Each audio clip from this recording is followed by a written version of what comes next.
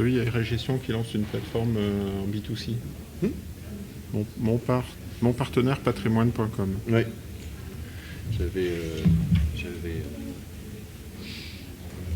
suis toujours sceptique pour les plateformes de B2C en direct comme ça, from scratch. Elle s'appelle comment la tienne? Je ne me souviens jamais. C'est une... IP, investir privé. C'est ça, investir privé. Ouais. Qui est très bon, je trouve. Ouais. Moi, je suis pas.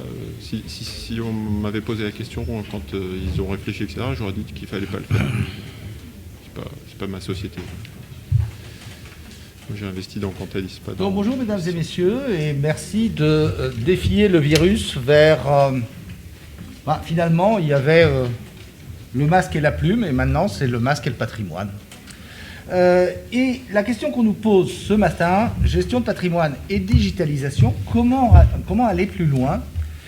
J'ai envie de dire, faudra-t-il aller plus loin? Faut-il aller plus loin? Et si oui, comment? Et la réponse à cette question va nous porter tout d'abord à essayer de comprendre dans quelles conditions de marché la digitalisation va désormais se déployer. Mais avant toute chose, petite règle, donc pour ma part je m'appelle Jean Rognetta, je suis journaliste, j'ai travaillé pour Les Échos, pour l'édition française du magazine Forbes, et maintenant je dirige la rédaction de Finance Mag, que nous sommes en train de transformer dans une revue que vous trouverez en librairie à partir du 21 octobre, qui s'appellera la revue C'est, comme Jean-Baptiste sait, mais aussi comme le verbe dire en anglais, avec tout plein de choses intéressantes, dont 3 prix Nobel. Et je n'en dirai pas plus, si ce n'est que pour la table ronde de ce matin, je vais vous prier, j'observerai pour ma part 2 principes, la paresse et l'interactivité. L'interactivité, c'est tout simple. Je vous propose d'intervenir à tout moment, dès lors que votre question ou votre observation rentre dans la conversation et se relie à quelque chose que l'un de mes 2 camarades de ce matin est en train de dire ou vient de dire. Et donc, à tout moment, levez la main, venez au micro, prenez la parole. Et le principe de paresse, il est très simple. Plutôt que de dire des bêtises pour vous présenter, je vais vous laisser parler d'un sujet qu'a priori vous connaissez bien mieux que moi. Guillaume-Olivier Doré, Jean-François Bay, qui êtes-vous? Bonjour à tous et à toutes. Guillaume-Olivier Doré, donc je suis le fondateur et CEO d'une société qui s'appelle Elwin. Elwin est un outil métier qui digitalise les process de souscription pour le compte des courtiers en règle générale et évidemment en priorité des conseillers en gestion de patrimoine. C'est un outil que nous avons construit avec beaucoup de travail commun et de co-construction avec certains de vos confrères pendant quelques années et que nous avons lancé il y a quelques semaines maintenant et qui fonctionne et qui nous sommes présents sur le stand. Et ceci après une longue carrière où vous dirigiez notamment des sociétés d'investissement qui travaillaient dans l'environnement. Tout à fait. Donc moi j'ai un parcours effectivement mixte entre entrepreneurs et investisseurs puisque j'ai dirigé une société de gestion qui est un des exposants historiques d'ailleurs de Patrimonia, dont j'étais le propriétaire jusqu'à il y a maintenant 5 ans, avant de créer Elwin qui a 5 ans d'existence, effectivement. Jean-François Bay. Oui, bonjour, Jean-François Bay, je suis directeur général de Cantalis, qui est une plateforme qui a été créée maintenant il y a plus de 10 ans pour les conseillers financiers. On déploie aujourd'hui la solution en Europe auprès de pratiquement 10 000 conseillers. Donc on est incontournable en France, mais aussi en Italie, en Suisse, Luxembourg, Belgique, principalement. Et pour la petite histoire, sur mon parcours, donc j'ai été notamment directeur général de Morningstar en France pendant 7 ans. Mais là encore, vous aussi, vous avez fait de l'investissement. J'ai fait de l'investissement. Vous avez travaillé pour une société d'investissement. Et alors oui, on va pas repartir sur mon parcours monté au déluge, mais j'ai travaillé pour des sociétés de gestion et j'ai eu la chance de créer ma société de conseil qui s'appelait Site Finance en 2002, que j'ai revendue à Morningstar en 2010. Comment voyez-vous au-delà du quotidien, de la maladie du président des États-Unis qui fait plonger les bourses ce matin, au-delà de l'actualité, quelle tendance durable, comment est-ce que la pandémie va changer la structure du marché? Je pense par exemple au fait qu'on a un grand afflux d'épargne liquide. Ça, c'est un premier constat qui est certainement dû à la peur, mais est-ce que, à votre avis, cela va être durable? Est-ce qu'on a d'autres grandes orientations des Français notamment ou internationales dans la gestion de leur patrimoine qui vont dériver de la Covid-19? Jean-François. Alors déjà, peut-être en préambule, avant de répondre à ta question, peut-être expliquer que les conseillers financiers sont très connectés depuis très longtemps. Donc ils n'ont pas attendu la Covid pour être connectés. Le télétravail, ils le font aussi depuis très longtemps. Donc on est dans une profession, un secteur qui est déjà très connecté. Ça c'était le quart d'heure de politesse. Hier, à un autre atelier, on m'a expliqué qu'un CGP sur 2 n'avait pas de site web ou un site web tellement mal fait qu'il était contre-productif. Pardon, Jean-François Bech. Voilà. Mais il y a plein de choses à améliorer, c'est sûr. L'autre élément par rapport au Covid, je pense qu'il y a 5 éléments majeurs. Moi, j'en ai noté 5 qui viennent un petit peu comme accélérateurs de particules, qui sont une problématique, mais qui peuvent être aussi source d'opportunités. J'ai noté effectivement l'augmentation des liquidités. Il y a beaucoup trop de liquidités. Il y avait déjà beaucoup trop de liquidités, il y en a encore plus. Donc les dépôts à vue explosent, le livret A explose, etc., etc. Donc thésaurisation à tout craint. Deuxième élément de risque, enfin de question, dans l'époque Covid, c'est qu'on est sur des taux négatifs très longtemps et les banques centrales nous ont donné cette visibilité énorme. Donc 2023, 2024, 2025, on est sur des taux très très bas, très très longtemps. Donc se pose la question du rendement.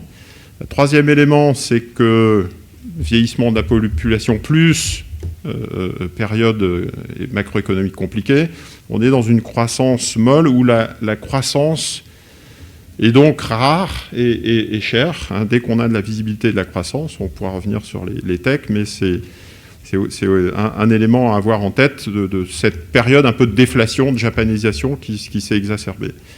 Le quatrième élément que je voulais ajouter, c'est un élément un peu paradoxal, c'est que dans cette période de croissance molle et de taux négatifs, etc., et d'énormes liquidités, on a de l'inflation cachée.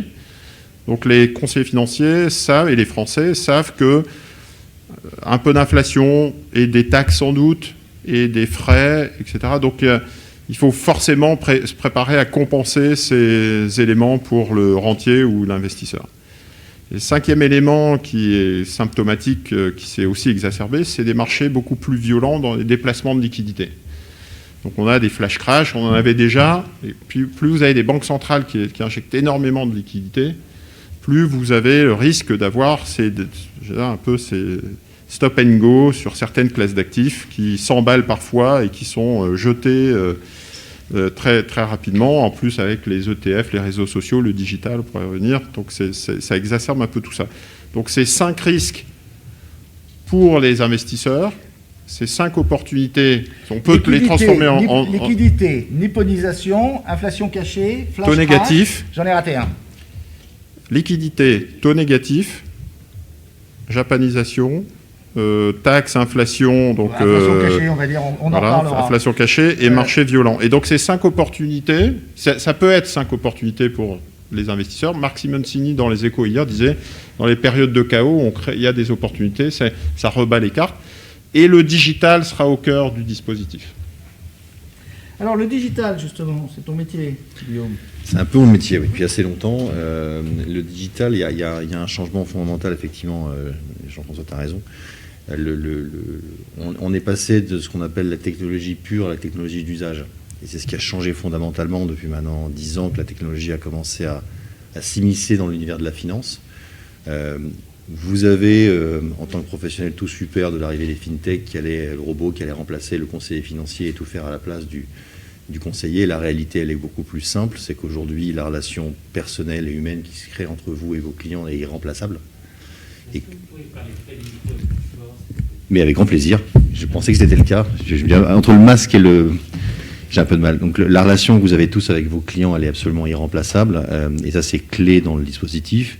Et donc la technologie pure, l'intelligence artificielle, les robots, la robotisation du métier a du sens qu'à partir du moment où ça devient une technologie d'usage qui est faite, qui change fondamentalement la manière dont vous abordez votre métier et non plus la manière dont vous abordez votre relation commerciale avec vos clients.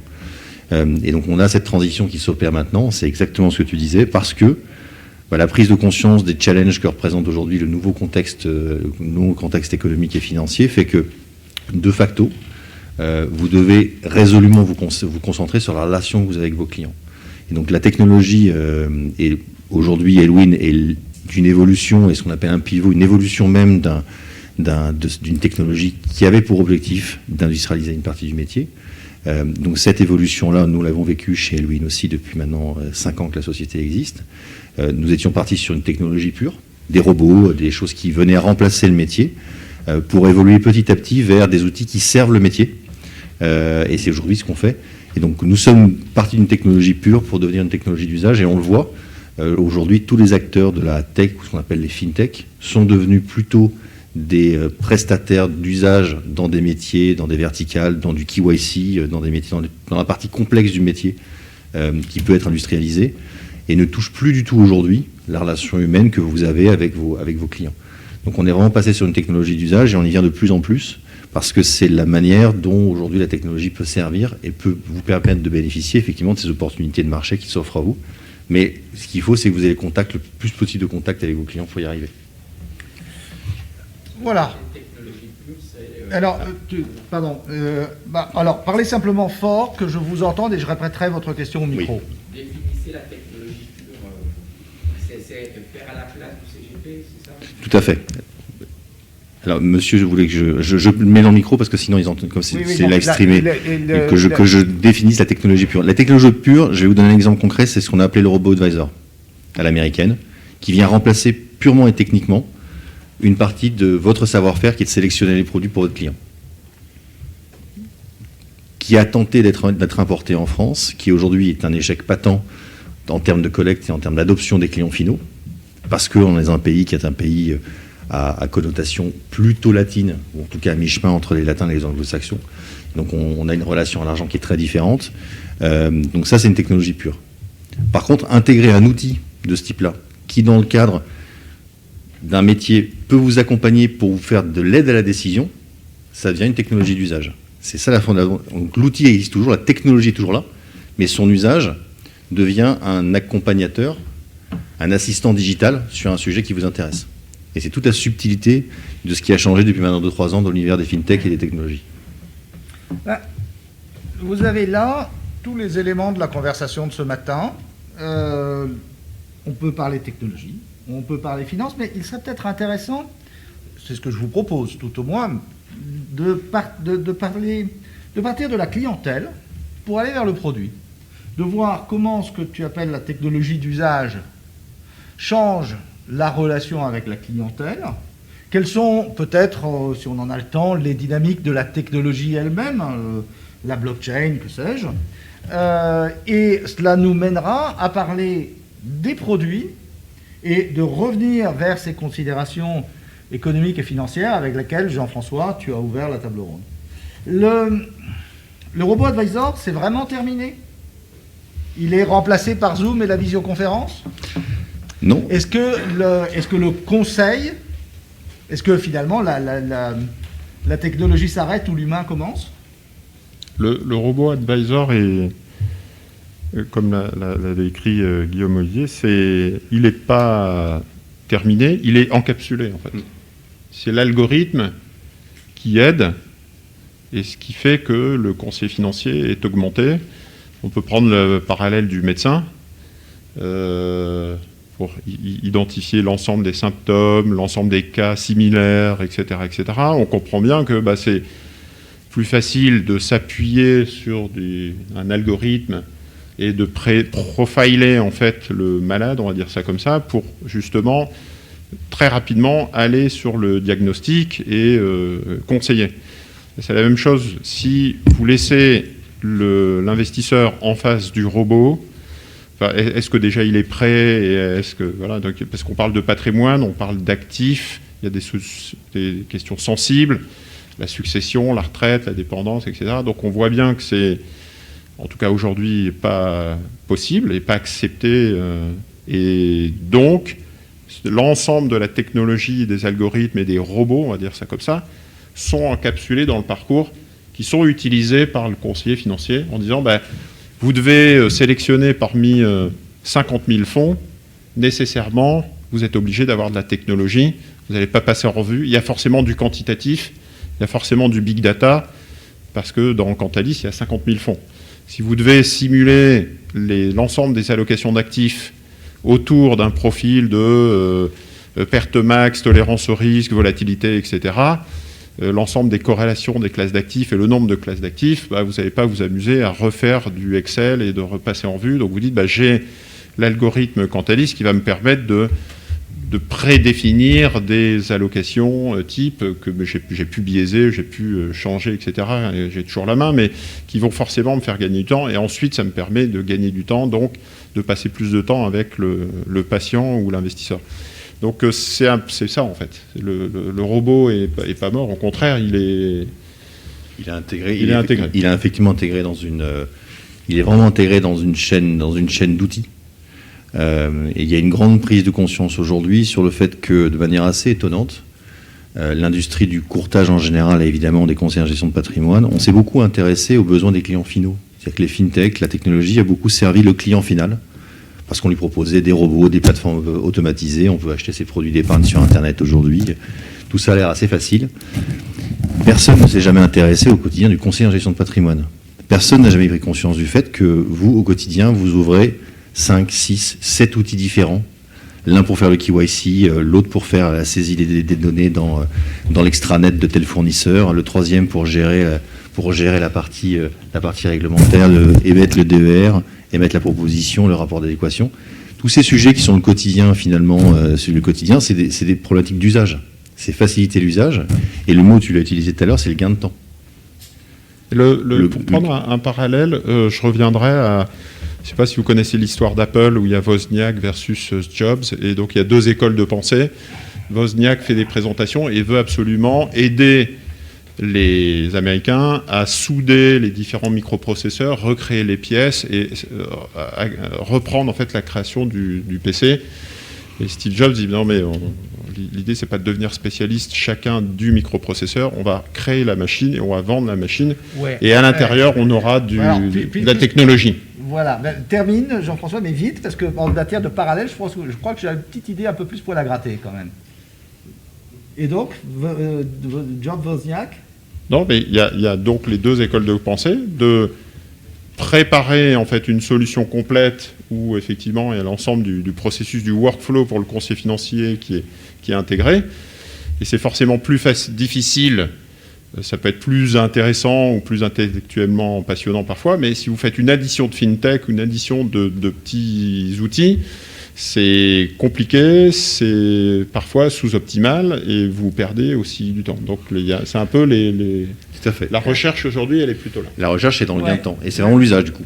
Le parallèle plus récent, j'ai envie de le faire avec l'industrie des paiements et de la monétique, qui il y a 10 ans encore était relativement confortable avec des fournisseurs de solutions et une technologie qui s'accélérait et qui aujourd'hui, le front office est opéré par Google, Apple, Amazon, avec Facebook qui essaye de revenir dans le jeu avec Libra, et toutes les grandes banques du monde, mais notamment tous les grands opérateurs non américains sont réduits au back-office.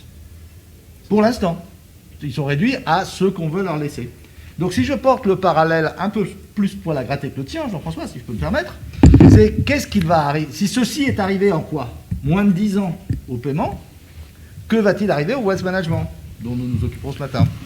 Alors je répondrai en premier, si tu permets. Il va pas se passer grand-chose, surtout en France, parce qu'encore une fois... J'ai entendu celle-là, mais sur les paiements, justement. Ah oui, c'est possible. Mais la différence, c'est que le paiement est une commodité. Le patrimoine face à une population française qui a besoin d'accompagnement et besoin de conseils est très différent. Et je pense que toutes les grandes fintech internationales qui ont tenté de se lancer dans cet univers-là en vendant directement leurs produits à leurs clients ont constaté qu'effectivement, être le conseiller, l'homme de confiance ou la femme de confiance de son client, c'est pas donné à tout le monde, c'est un métier, il y a une contrainte réglementaire derrière, c'est très encadré, et donc c'est un cadre très particulier. Faire ton parallèle, Jean, ça voudrait dire faire peut-être, ce qui s'est passé dans le paiement, l'équivalent de la DSP2, donc l'accès aux données de paiement qui a permis l'arrivée des fintechs, qui a libéralisé finalement l'intégralité du secteur. Ça voudrait dire autoriser à des non-professionnels non agréés, puisque c'est ce qui protège aujourd'hui les professions et c'est ce qui protège les clients finaux, l'accès à des données confidentielles que tu évoquais tout à l'heure, de sensibilité forte sur le patrimoine, etc. Et donc, probablement qu'il va y avoir des modifications, probablement que ça va s'ouvrir de manière plus évidente, mais en revanche, je reste persuadé que ça sera beaucoup plus long parce que la barrière réglementaire dans laquelle nous vivons aujourd'hui, ce métier, est une barrière qui protège l'épargnant final et qui permet aux conseillers en gestion de patrimoine de faire correctement son boulot. Ce qui ne change rien sur le fait que la technologie va faire aussi évoluer son métier. Mais en tout cas, la barrière réglementaire empêchera la commodisation ou la transformation en commodité du métier gestion de patrimoine. En tout cas, je suis moins sûr que Guillaume Olivier. Je pense que la première phase de la digitalisation, c'est ce qu'on est en train de connaître, c'est ce qu'on connaît actuellement, c'est-à-dire qu'on a digitalisé les anciens process réglementaires, process de développement du cabinet, process financier, de construction de solutions, etc. On va aller plus loin, donc dans la planification financière, typiquement, aujourd'hui, le conseiller financier sera de plus en plus planificateur, vu l'introduction et les éléments qu'on a évoqués tout à l'heure, sur la retraite, etc. Ça, c'est la première phase. On va sans doute attaquer une deuxième phase, qui est nouvelle, qui est inconnue, où en fait, la technologie, ou les hautes technologies, vont impacter l'ensemble de la chaîne de valeur. Donc ça ne sera pas l'ancienne chaîne de valeur qui va être digitalisée, c'est une nouvelle chaîne de valeur qui va être construite parce qu'il y a la blockchain, parce qu'il y a le cloud, parce qu'il y a le quantique, parce qu'il y a la 5G, etc. Et donc ces impacts vont nécessairement changer la donne et rebattre un peu les cartes, on ne sait pas encore comment. Il y a deux choses qui sont claires, c'est que tu as raison sur le paiement mobile.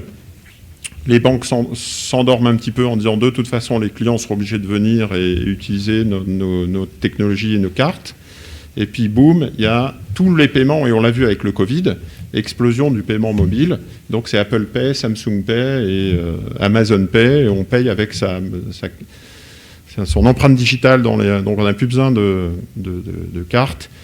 Et donc ça vient rebattre les cartes forcément, et ça pousse dans un corner des banques vers le back-office. Donc ça sera la même chose, je pense. Du coup, nous, en tant qu'acteurs de ce provider de solutions technologiques, digitales, il faut absolument qu'on puisse non seulement suivre, intégrer, être proactif par rapport à ça. Donc on intègre déjà, nous, de l'intelligence artificielle, des machine learning, donc on investit à notre modeste niveau, on ne s'appelle pas IBM Watson, mais pour pouvoir en fait déjà intégrer ce type de technologie pour être prêt. Alors typiquement la blockchain, le conseiller financier qui est face au client, qui est dans un processus de règlement, livraison, je passe par une plateforme d'assurance et je passe par de l'exécution sur les fonds et je calcule les rétros.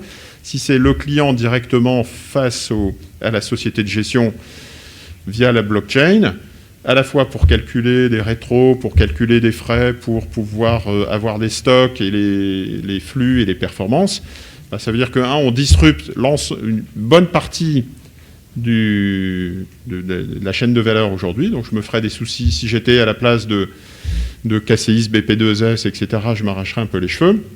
Si j'étais conseiller financier, je me disais, bon, c'est génial. En fait, je vais pouvoir laisser de côté pas mal de frottements et pas mal d'intermédiaires. Je vais peut-être du coup pouvoir écraser les mains, récupérer cette partie-là, donc c'est bien, avec plus de réactivité pour mon client. Et d'ailleurs, ça ne vous a pas échappé que BP2S lançait en blockchain un partenariat avec Allfunds pour développer Allfunds Blockchain. Donc voilà, le monde est en train de bouger. Ce qui est important pour nous, c'est de voir un petit peu les technologies qui peuvent s'accélérer et en tout cas les mettre au corps de notre dispositif pour que ce soit déjà des avantages et qu'on soit un petit peu en avance et pas juste subir en disant « Ah là là, j'ai pas vu arriver la comète, les dinosaures vont disparaître. » quoi. Donc, pour terminer cette première partie sur la clientèle,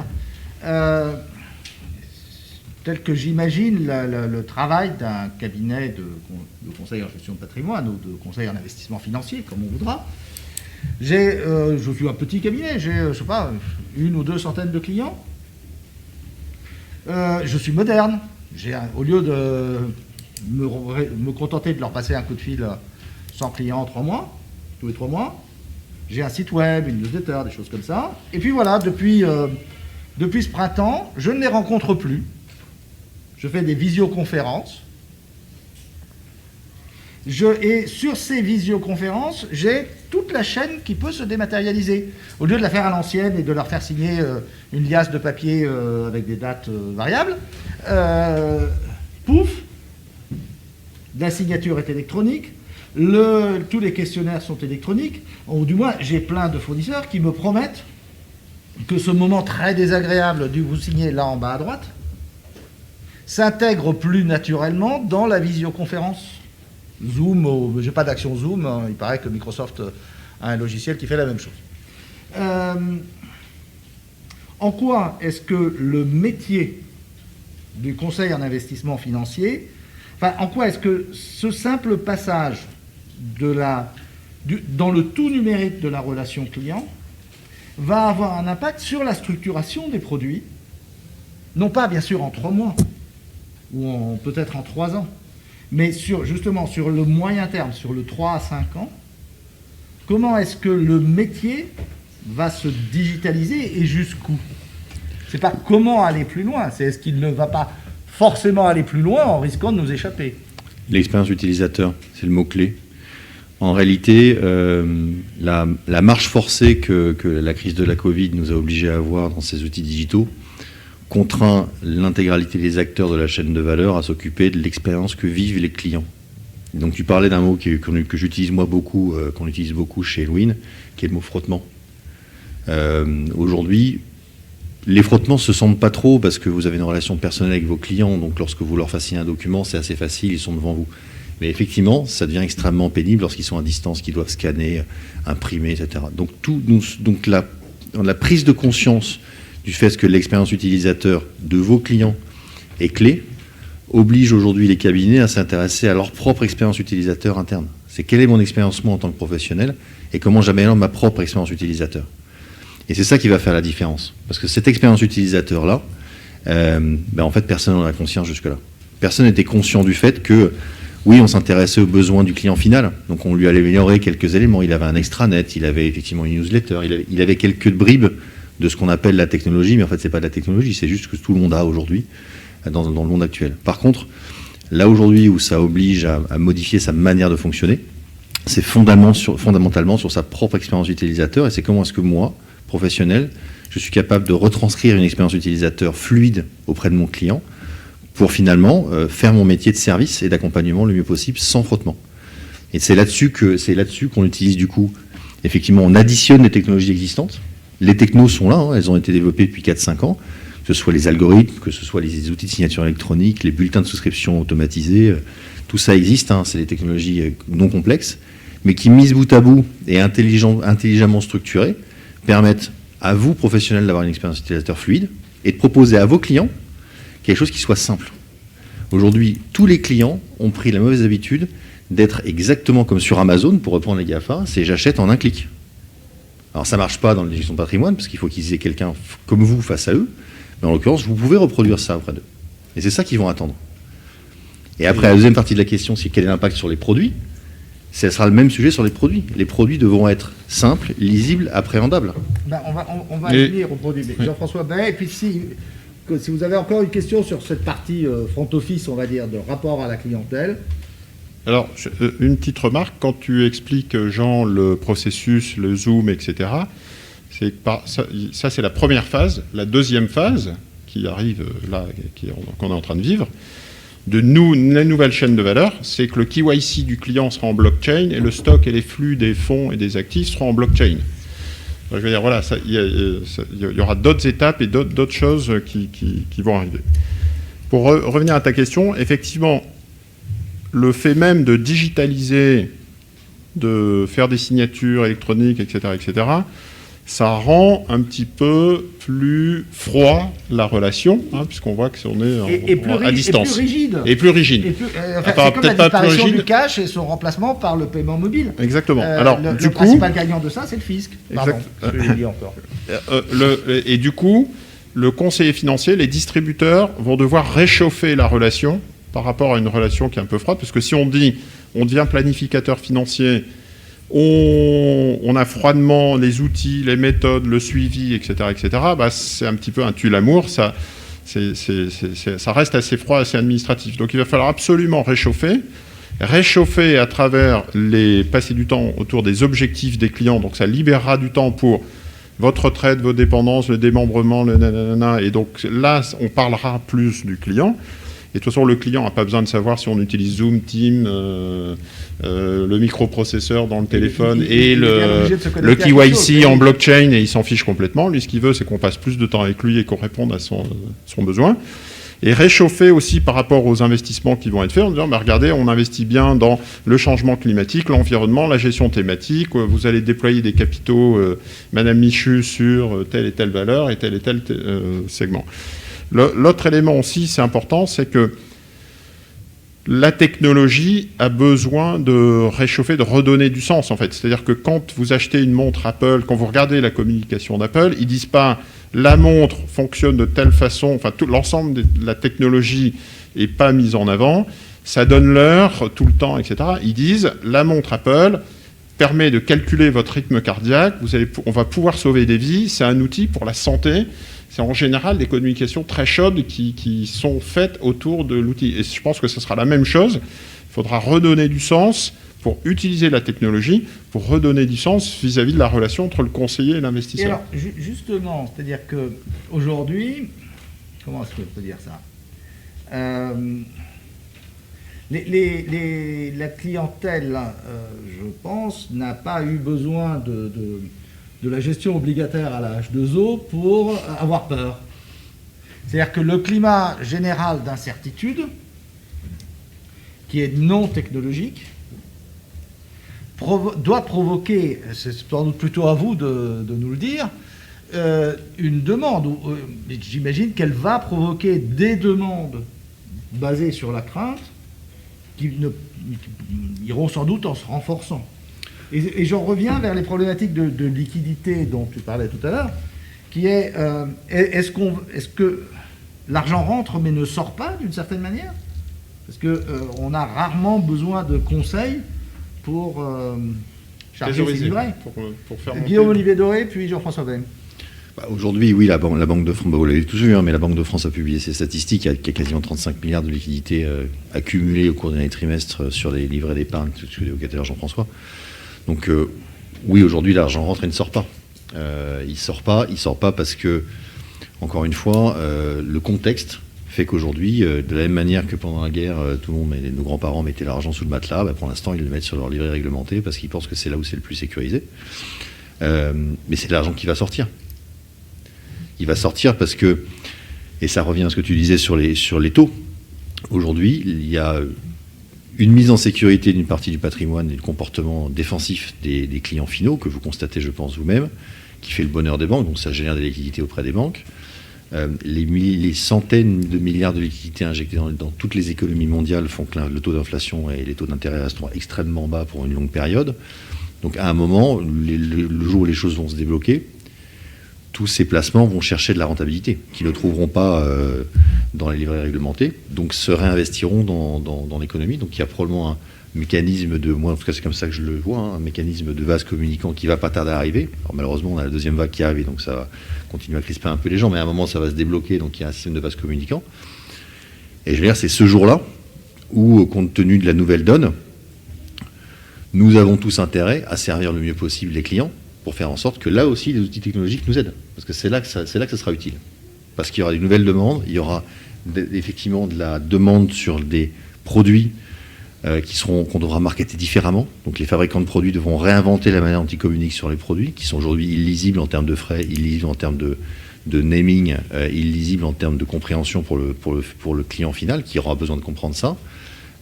Ils auront besoin d'aller plus vite dans leurs arbitrages, parce qu'effectivement, ils ont besoin de comprendre et comment ils se font. Donc ils auront besoin de technologie pour fluidifier cette partie-là. Donc oui, la fluidité va rendre nécessaire un certain nombre de choix stratégiques pour les cabinets dans les mois qui viennent et pour les fabricants de produits. Jean-François Bey. Oui, je pense qu'effectivement, on a le risque et la chance d'avoir des investisseurs qui sont complètement bipolaires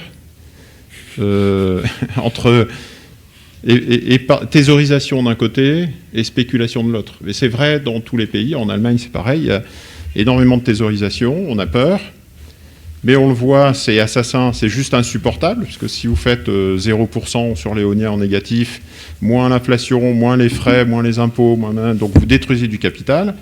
Et donc la solution la plus facile par rapport à ça, c'est donc de sauter sur de la spéculation en disant je vais faire du Bitcoin, des produits spéculatifs, du H2O, du private equity. Il paraît que l'État prépare le lancement d'un fonds de private equity. On sait tous en tant que professionnels que le private equity, il ne faut pas le faire one-off une année, mais il faut se dire, voilà, il faut faire plusieurs millésimes, puis on investit un petit peu, puis nanana, puis on déploie, puis dans 20 ans, vous aurez un TRI de 15%. Là, on va dire, attention, c'est génial, le private equity, c'est un TRI de 15%.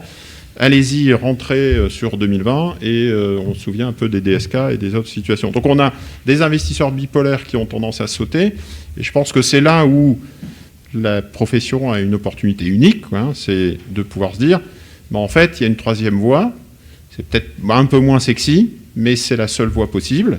C'est pas saving ou trading, c'est investing et donc on va pouvoir vous aider à investir. Donc c'est goal-based investing, on fait ça depuis toujours, c'est le métier de la gestion de patrimoine. On va définir ensemble les objectifs, on va remplir les poches et regarder le gap par rapport à ces objectifs. Ça sera peut-être du PER, sera peut-être du PEA, sera peut-être du compte titre, sera peut-être des ETF, sera peut-être des SICA, sera peut-être produits suivants, on n'en sait rien. De toute façon, ça c'est ma tambouille, c'est moi qui vais suivre ça.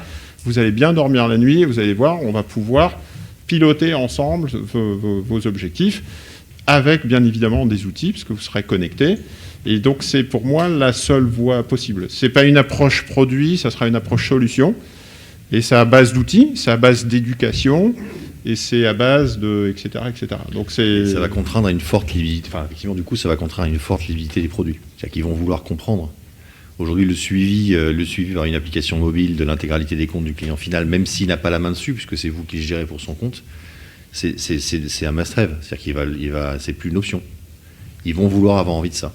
Monsieur. Une question, je reviens sur le thème digital et l'idée directrice pour les cabinets, visio, toute la chaîne dématérialisée, expérience client. La question c'est, dans ce domaine-là, observez-vous des progrès, des offres, des solutions? Je n'ai pas le sentiment que ça soit très spectaculaire. Et deuxième, en particulier sur les blockchains, voyez-vous des blockchains à succès qui inspirent confiance concrètement là? On voit beaucoup de choses qui sont dans le sable, profondément ensablées. Donc mes deux questions, c'est quoi les solutions que les CGP peuvent regarder demain matin pour progresser après-demain sur ces enjeux qui ont été matérialisés par la crise? Et si, comme je soupçonne, il n'y a pas de solution, combien de temps faudra-t-il pour que la révolution de la relation client conduise à des produits structurés différemment? Il faut répéter la question, parce que sinon ça sera Est-ce que tout le monde a entendu la question? Non, il faut répéter la question pour le streaming. Ah, la question pour le streaming, pardon, très bonne observation. Et donc, aujourd'hui, est-ce qu'il y a des blockchains qui fonctionnent, des produits disponibles qui peuvent s'intégrer dans cette nouvelle relation client numérique? J'ajoutais, sinon, qu'y a-t-il en préparation? Combien de temps faudra-t-il pour pouvoir faire autre chose que greffer un formulaire de compliance sur une visioconférence? Je crois que j'ai... Alors, des outils, il en existe. Évidemment, je vais prêcher pour ma propre paroisse, puisque nous en développons un. C'était un outil complet sur la partie métier. Et je dis qu'il est complet sur une partie du métier. mais il n'est évidemment pas seul, il faut qu'il soit interconnecté aux autres outils. Et c'est ce que tu évoquais, l'objectif c'est qu'in fine, tous les outils disponibles sont interconnectés et qu'il y ait un outil maître dans lequel vous puissiez avoir accès, comme un Salesforce, hein, c'est comme ça que fonctionne Salesforce, c'est additionner les outils que vous utilisez au quotidien et pouvoir les agréger sur un truc un peu standard, donc avec un bloc commun. Donc l'évolution est là. Il existe déjà des outils qui fonctionnent, hein, qui traitent une partie des problématiques, pas forcément tout. Donc il en existe. Sur la partie blockchain, je vous laisserai répondre, parce que c'est pas ma spécialité, donc je te laisserai répondre sur la partie blockchain. Mais oui, il y a des solutions qui fonctionnent et qui existent. Alors, oui, bien sûr, il y a Elwin, donc, qui est la société que je représente, évidemment. Vous avez sur la partie uniquement réglementaire, vous avez des gens comme Upsideo. Vous utilisez aujourd'hui O2S et Many-More, j'imagine, sur une partie agrégation qui fonctionne, même si l'agrégation est un secteur qui va s'ouvrir dans peu de temps. Il y a des solutions. J'allais y venir, évidemment, il y a Cantalis sur la partie données sur les fonds. Donc oui, il y a des solutions qui existent. Alors là où je vous rejoins, c'est qu'il n'y en a pas pléthore. On reste dans un environnement, moi je parlerai juste de la partie métier, hein, la partie accompagnement métier au quotidien des conseillers en gestion de patrimoine et des courtiers. On a un environnement de peut-être 5, 6, 7 sociétés qui sont dans cet univers-là et qui fournissent ce type de solutions. Mais par pure coïncidence, nous avons un tiers de ces pionniers autour de la table. Exactement. Jean-François, d'un mot. Ouais, deux petites remarques. Effectivement, il y a déjà des outils qui existent. Et ces outils intégreront, donc nous, voilà, je ne vais pas dévoiler le secret, mais en 2021, on aura intégré, on travaille aujourd'hui à la technologie blockchain, donc on aura intégré de la blockchain dans notre process pour pouvoir faire un KYC blockchain et une exécution en blockchain. Donc c'est pas aujourd'hui, c'est pas au mois de décembre, mais voilà, ça va arriver très bientôt. Donc c'est pas du futur, c'est pas c'est du futur immédiat, quoi. Immédiat, la voilà. fin de l'année. C'est du futur moins immédiat que ça. Du futur bientôt. Bientôt. Après, la question, c'est le coût que ça représente pour le conseil financier, parce que si c'est passé en haute technologie, effectivement, je voudrais avoir du Watson, du quantique, du cloud et de la blockchain, etc., et le top du top. Ben, on sait bien que c'est des montants colossaux. Hein. Vous demandez au Crédit Mutuel le coût d'un Watson et autres outils développés en quantique, c'est très très cher, rapporté à un abonnement Cantalis à 1 500 € par an. Donc il faut encapsuler, il faut que nous on puisse développer, mais il faut à la fin que ce soit quand même rentabilisé et que ce soit utilisé concrètement par le conseiller financier. Il ne faut pas juste se faire plaisir en disant ouais c'est génial, on a fait du cloud et puis derrière que ce soit juste cosmétique. Après, je pense que le cœur du cœur, c'est de revenir un petit peu aux enjeux qu'on a évoqués tout à l'heure, c'est-à-dire que l'éléphant dans le couloir, c'est les liquidités qui sont aujourd'hui, qu'il va falloir réorienter. Et donc, c'est le message que vont tenir les conseillers en gestion de patrimoine en disant, voilà, c'est juste unique, je vais pouvoir aller voir des clients, j'ai énormément de questions. Nous, on travaille en Italie, donc le business, on se disait année Covid 2020, ça va être compliqué, mais en fait, l'activité est très très forte. En Allemagne, en Suisse, c'est très fort. En Angleterre, c'est très très fort aussi. Vous posez des questions sur l'Angleterre, on n'a jamais eu autant de questions et l'activité est en fort développement, en forte croissance.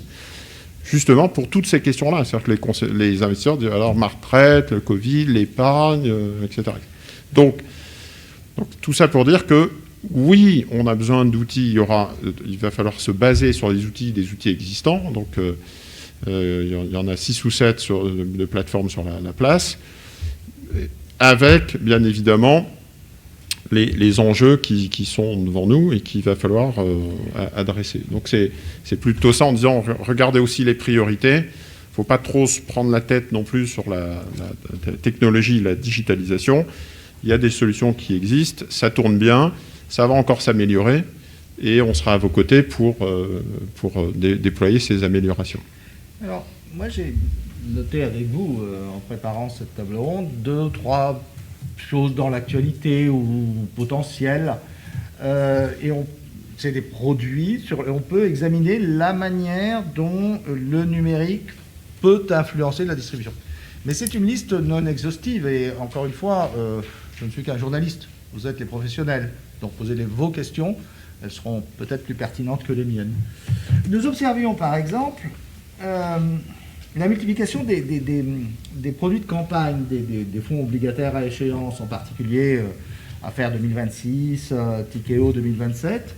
Comment est-ce que la distribution, ça, il semble que ce soit une des tendances du marché aujourd'hui. Comment est-ce que la distribution de ce genre de produits peut se cadrer avec avec la digitalisation du métier, simplement? Est-ce que ça va renforcer la tendance?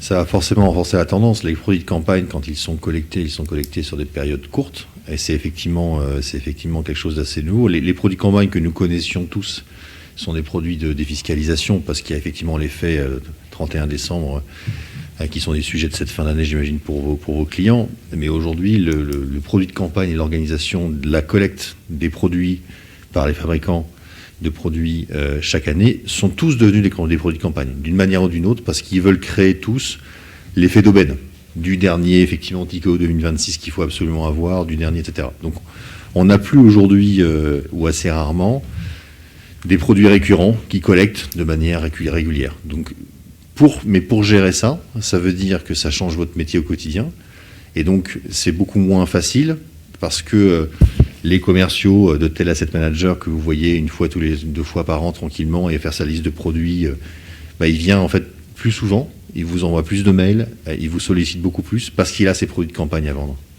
Et donc à nouveau là, la technologie peut répondre à cette problématique-là, parce que ça veut dire que vous devez vous aller plus vite, comprendre mieux le produit, savoir à qui il s'adresse, comprendre son intérêt, le référencer, pas le référencer, et après le pousser auprès de vos clients. Et ça, si vous continuez à le faire avec les ressources que vous avez aujourd'hui, vous n'y arriverez pas. Donc là, la technologie vient suppléer à ça. Ouais, un petit commentaire, je réfléchissais sur ce que j'ai dit, monsieur, tout à l'heure dans la réponse, sur où arrivent les technologies, les innovations, comment arrivent les innovations, comment ça va se déployer. Une petite remarque, on a cité des plateformes qui sont françaises, européennes. Vous avez remarqué que les grands acteurs anglo-saxons des logiciels et des données financières ne sont pas présents en Europe, ne sont pas présents sur le B2B2C, l'advisor. Donc si vous faites la liste de Bloomberg, Standard & Poor's, MSCI, Reuters, même Morningstar, etc., ne sont pas des solutions qui sont à destination des conseillers financiers. Hein, c'est uniquement B2B pour des gérants de portefeuille. À $20 000 le poste Bloomberg par an, etc. Donc en termes de positionnement, etc., moi je trouve que c'est une erreur, mais clairement les innovations ne sont pas adressées, en tout cas sur des conseillers financiers.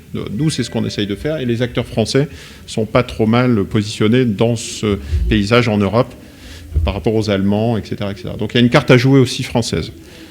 La remarque de ta question, on a fait une étude sur les produits qui ont été lancés depuis le mois de mars, donc dans Cantalis. Un tiers des produits sont des produits de campagne, donc les fonds à échéance. Donc vous avez Tikeo 2025, Rothschild 2026 et Affaires 2027. Donc même les grands réseaux s'y mettent. L'autre tiers, c'est des ETF, et ensuite le dernier tiers, c'est les fonds classiques, pour résumer.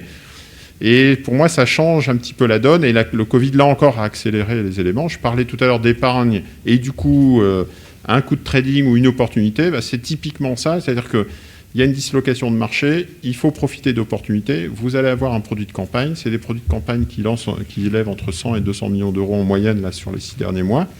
Donc sur les 6 milliards qui ont été levés à travers des nouveaux produits, il y en a un tiers à travers ces produits de campagne. Et je pense que du coup, les sociétés de gestion sont obligées de s'adapter, puisque la fenêtre de tir est limitée, il faut être proactif, il faut réglementairement enregistrer tout ça. Et le conseiller financier, le réseau de distribution doit aussi être adapté, puisqu'il faut aller vite et à recevoir l'ensemble des term sheets, on aurait pu mettre des produits structurés. Et je pense qu'on verra de plus en plus ce type de comportement. Le fait même qu'en private equity, le gouvernement dise on va faire une France relance et on va concentrer, attirer des capitaux à un instant donné avec BPI, c'est typiquement ça. Alors, ça c'est un des points, mais avant, comment dire, au-delà de la vente flash, je voulais parler du flash crash. Ces déplacements de liquidités soudains et brutaux dont tu prévois qu'ils vont se multiplier se heurtent à une sorte de lenteur constitutionnelle du système. Combien de temps faut-il pour enregistrer un ordre dans vos portefeuilles? Comment est-ce que la digitalisation peut gérer ce que j'imagine être un problème presque structurel de la relation avec le client quand il faut lui expliquer qu'il y a 10 jours de valeur? Alors, oui, je pense que c'est plus une question d'outils, d'utilisation. Aux États-Unis, même en France, dans la crise du Covid, on a vu une multiplication par 3 des ouvertures de comptes chez les brokers online. Aux États-Unis, les Robinhood, etc. Et donc, ça rejoint un peu le fait que les investisseurs veulent aller vite. On est à l'ère des réseaux sociaux. C'est juste insupportable d'attendre J+10 pour avoir un règlement livraison. Donc, le digital sera clairement au cœur du dispositif. Tu ne peux pas imaginer avoir une voiture sans GPS aujourd'hui, même si tu fais toujours la même route tout le temps et que tu connais par cœur le chemin. C'est devenu un standard d'utilisation et donc c'est pareil. Alors, d'où l'utilisation des produits de campagne ou des ETF par exemple, parce que l'ETF, on l'exécute dans la journée. Même les institutionnels qui sont investisseurs à long terme sur 20 ans utilisent des ETF. Voilà, il y a le confort de c'est plus liquide, c'est moins cher, etc. etc. Donc ça fait aujourd'hui déjà partie des usages. Et ça, soit accélérera les flash crash que j'évoquais tout à l'heure, high frequency trading, plus algorithme, plus ETF, plus réseaux sociaux, plus.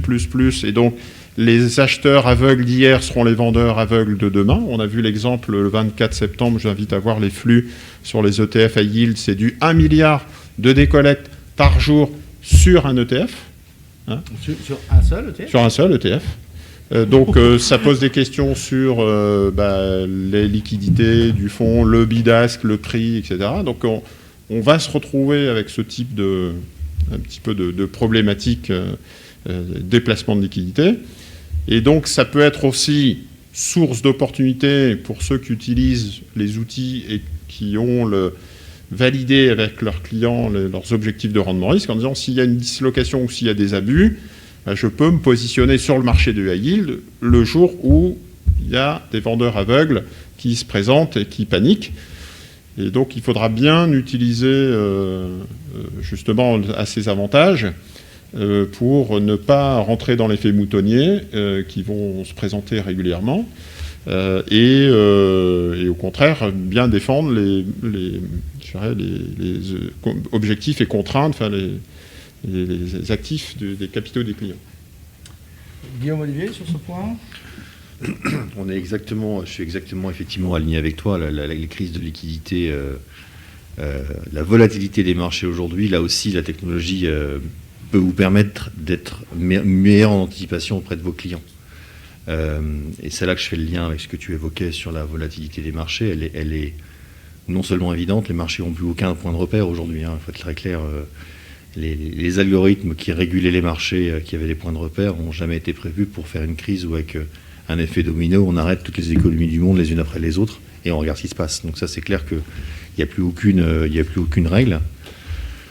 Ça génère des comportements irrationnels, effectivement, dans tous les sens. On dit aujourd'hui que les day traders sont ceux qui gagnent le plus d'argent parce qu'ils sont collés régulièrement à leur titre et c'est là qu'ils gagnent des sous. Donc on est revenu finalement à la préhistoire de la gestion. Et là, c'est pareil. Vos clients vont poser des questions, ils vont avoir besoin de transparence, de sécurité, de compréhension. Et la technologie est là pour ça. Parce que si vous n'êtes pas capable d'expliquer de manière très simple, très rapide, la manière dont les marchés évoluent avec des éléments où vous pouvez matérialiser ce que ça représente en termes de risque pour votre client, c'est là que vous prenez le risque de perdre la relation de confiance que vous avez avec eux. Deux petites remarques. Je me souviens d'un bus belge qui partait à La Plagne en ski et qui s'est retrouvé à côté de Biarritz, parce qu'il paraît que dans les Pyrénées, en Espagne, il y a une ville qui s'appelle La Plagne. Donc c'est typiquement l'utilisation bête de la technologie. On se retrouve, et donc on rigole, on voit ça dans les journaux, on dit non, c'est complètement débile.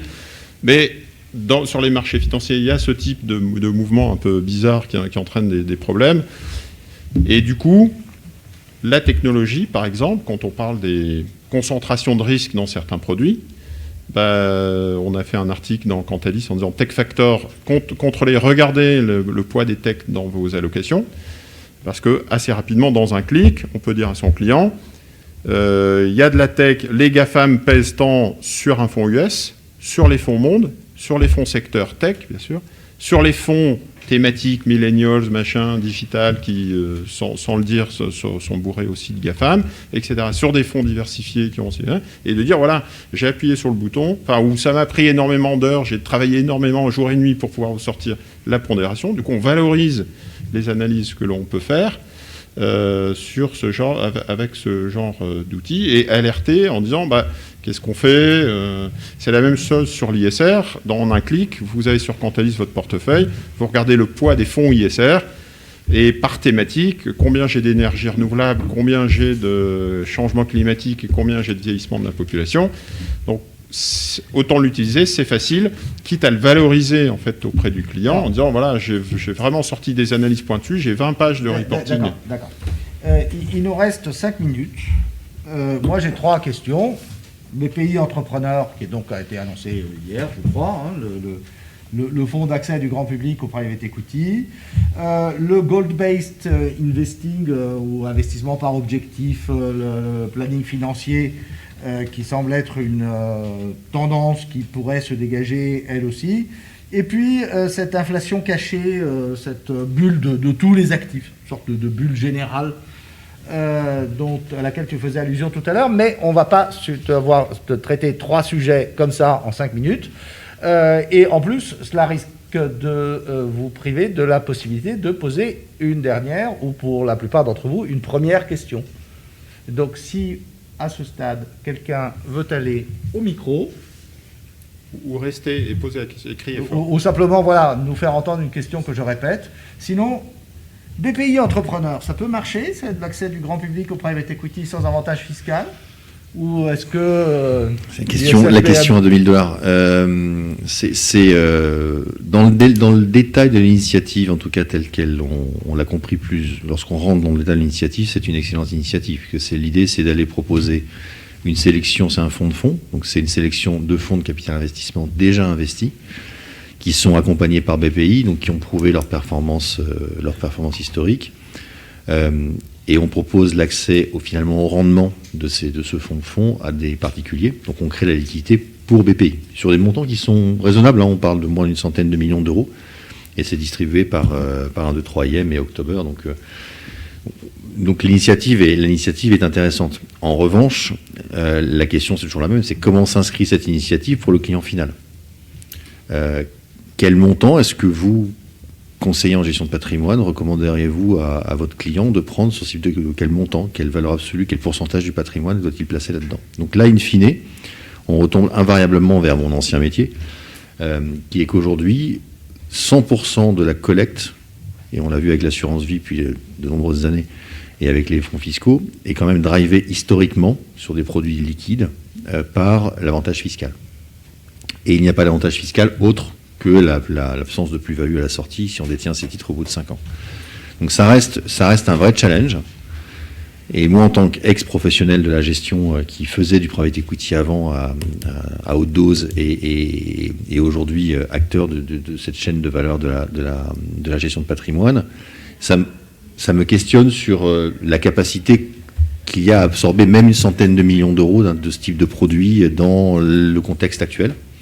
On parlait de la fameuse allocation des 30 milliards qui sont aujourd'hui sur les comptes réglementés. Peut-être que c'est ce qui est visé, mais pour moi, j'ai pas de réponse à ta question. C'est un gros point d'interrogation. Quand j'ai commencé à faire du journalisme, à m'occuper d'investissement en capital, c'était hier, c'était un autre siècle. La plupart des entrepreneurs que je rencontrais n'avaient jamais entendu parler, ne serait-ce que d'une obligation convertible. Et s'il y avait 10 sociétés de capital risque en France, c'était le bout du monde. Oui, j'ai les cheveux blancs.